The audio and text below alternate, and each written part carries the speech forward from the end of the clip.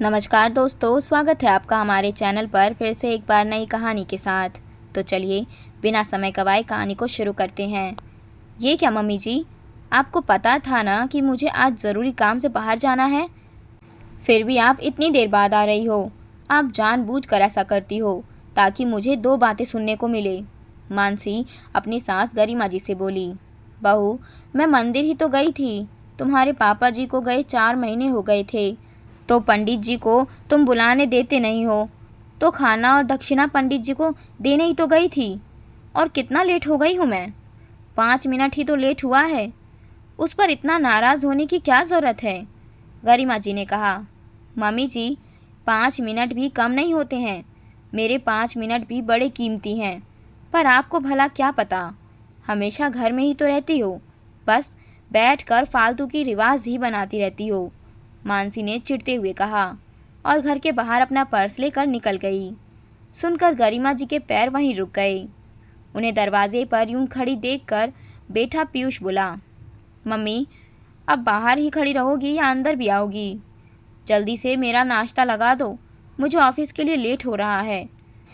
गरिमा जी कुछ देर तक पीयूष को यूं ही देखते हुए सोचने लगी कि बेटे के लिए ही माँ का मान सम्मान नहीं है तो बहू से क्या उम्मीद करे।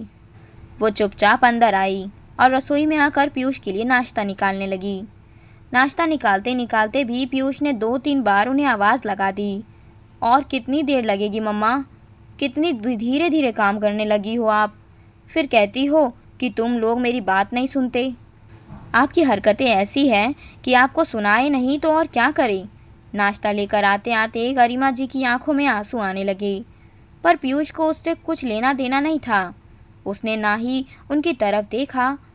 उसने चुपचाप नाश्ता किया और गरिमा जी को यूं ही छोड़कर रवाना हो गया। उसके जाते ही गरिमा जी सोफे पर धम से बैठ गई। क्या स्थिति हो गई है उनकी? पति क्या गए, मान सम्मान भी चला गया। वरना उनके सामने बेटे बहू दोनों में से किसी की भी हिम्मत नहीं थी कि इतना कुछ उन्हें कह जाए। अभी 4 महीने पहले घर का माहौल बिल्कुल सही था। घर में पति सोमेश जी, गरिमा जी, बेटा पीयूष और बहू मानसी ही थी। छोटा सा परिवार था, पर सोमेश जी का घर और बाहर दोनों ही जगह अच्छा खासा रुतबा था। सोमेश जी सरकारी अफसर थे, शुरू से डिसिप्लिन में रहते थे, तो उन्होंने पीयूष को भी डिसिप्लिन में ही रखा था। और यह बात मानसी को भी शादी के कुछ दिन बाद में ही अच्छे से समझ में आ गई थी, जब उसने उन्हें पलटकर जवाब दिया था और सोमेश जी ने अच्छी खासी डांट पिला दी थी।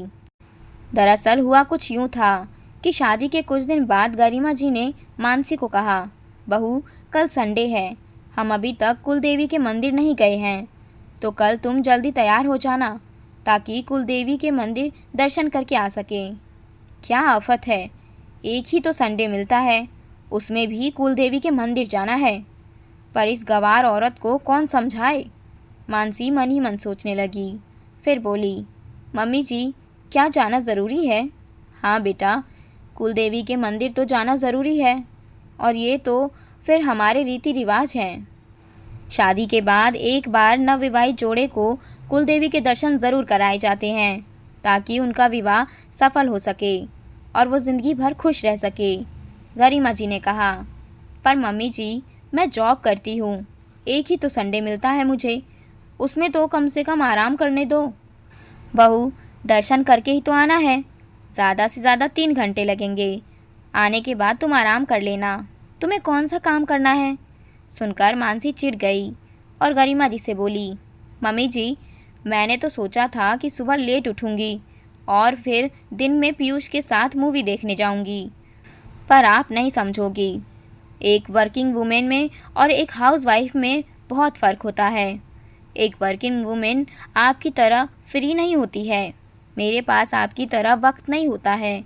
मानसी ने जिस तरीके से गरिमा जी से कहा था, ये बात सोमेश जी ने सुन ली और उन्हें ये बात बिल्कुल अच्छी नहीं लगी, तो उन्होंने मानसी से कहा, बहू, ये कैसे बात कर रही हो तुम अपनी सास से?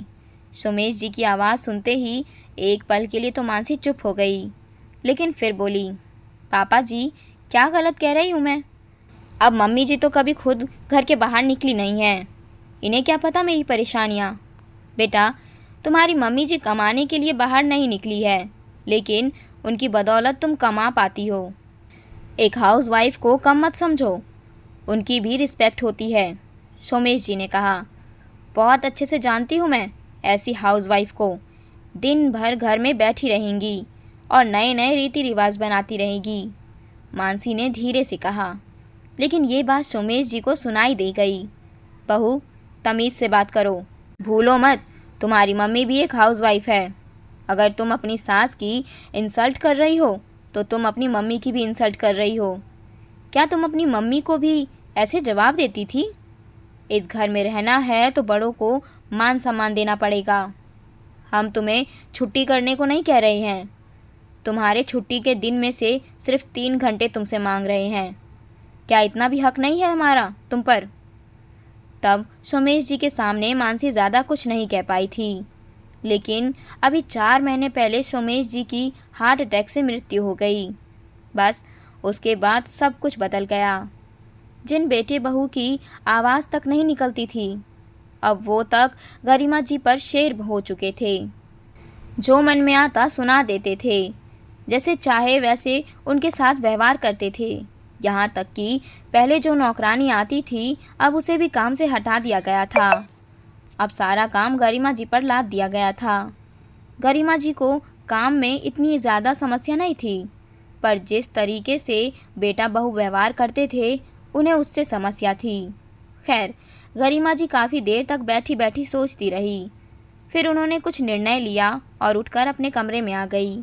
शाम को जब पीयूष और मानसी दोनों एक साथ घर में आए तो नौकरानी को घर में काम करते देखकर चिढ़ गए। ये यहाँ क्या कर रही है? हमने तो इसे निकाल दिया था, मानसी ने कहा। बहू, मैंने इसे वापस रखा है। तुम्हारे पापा के जाने के बाद अब मुझसे इतने काम नहीं होते, गरिमा जी ने कहा। ये सुनकर मानसी पीयूष की तरफ देखने लगी। तब पीयूष ने कहा, मम्मी, आपने किससे पूछकर इसे यहाँ रखा? और रखा तो रखा, इसकी पगार कौन देगा? अब ये घर मेरा है, तो इसे रखने से पहले मुझे किसी की इजाज़त की ज़रूरत नहीं है। और रही बात पगार की, तो मेरे किराएदार मुझे जो किराया देंगे उससे मैं इसकी पगार चुका दूंगी, गरिमा जी ने मुस्कुराते हुए कहा। ओह, तो अब आप किराएदार रख रही हैं? आपको नहीं लगता कि बड़े जल्दी जल्दी निर्णय ले रही हैं आप? और कहाँ हैं आपके किराएदार? मानसी ने कहा। बेटा, तुम दोनों ही हो मेरे किराएदार। घर मेरा है, फिर भी तुम मुझे जो चाहे वो सुना देते हो, तो भला मैं क्यों सुनूंगी ये सब? तो मैंने डिसाइड किया है, या तो तुम इज्जत से रहो और मुझे मंथली कुछ पैसे दे दिया करो तो ठीक है, वरना तुम लोग अपना बंदोबस्त कहीं और कर लो। मैं किसी और को यहाँ किराएदार रख लूँगी और ज़्यादा कुछ कहने की ज़रूरत नहीं है मुझसे अब। इस बारे में मैं अपना मन पक्का कर चुकी हूँ, गरिमा जी ने बड़ी ही शांतिपूर्वक जवाब दिया। अच्छा मम्मी, आप में इतनी हिम्मत है कि हम चले जाएंगे तो आप अकेली रह लोगी? पीयूष ने कहा। बेटा, तुम्हारे पापा के बगैर भी तो रह रही हूँ ना, तो तुम्हारे बगैर भी रह लूँगी। तुम जाना चाहो तो बिल्कुल जा सकते हो, गरिमा जी ने कहा। आखिर गरिमा जी के कड़े रुख को देखकर दोनों ज़्यादा कुछ नहीं कर पाए। आखिर दोनों को गरिमा जी की बात को मानना ही पड़ा। अब वो लोग गरिमा जी को महीने के 10,000 रुपये दे देते थे और गरिमा जी को ज़्यादा कुछ कहते भी नहीं थे। आखिर जो माँ अपने बच्चों से किराया ले सकती है, इसका अब कोई भरोसा नहीं, वो प्रॉपर्टी से भी बेदखल भी कर सकती है। इसीलिए दोनों चुप हो गए थे।